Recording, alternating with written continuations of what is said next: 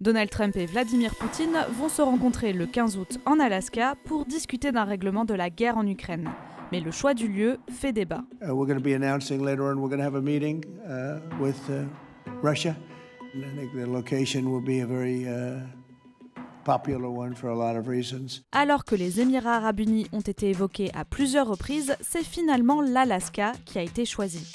D'abord pour sa position géographique selon le Kremlin. Россия и США близкие соседи, граничат друг с другом, и представляется вполне логичным, чтобы наша делегация просто перелетела через Берингов пролив, и чтобы именно на Аляске был проведен столь важный и ожидаемый саммит лидеров двух стран.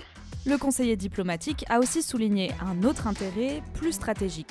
Кстати, на Аляске и в Арктике пересекаются и экономические интересы наших стран. Просматриваются перспективы реализации масштабных и взаимовыгодных проектов. Mais ce choix est aussi symbolique.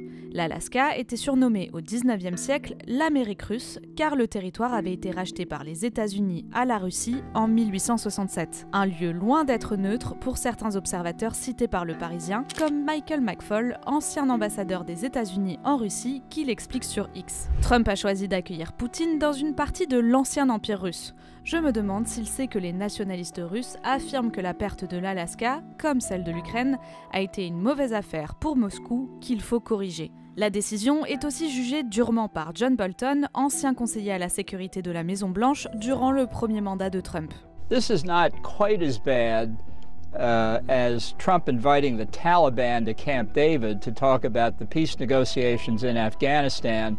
But it certainly reminds one of that. The only better place for Putin than Alaska would be if the summit were being held in Moscow. So the initial setup, I think, is a great victory for Putin. La rencontre doit se dérouler sans la présence de Volodymyr Zelensky qui ne cesse de réclamer d'avoir voix au chapitre. Sans compter que Donald Trump n'a pas exclu que l'Ukraine fasse des concessions territoriales. Autant de conditions qui favorisent Vladimir Poutine avant même le début du sommet.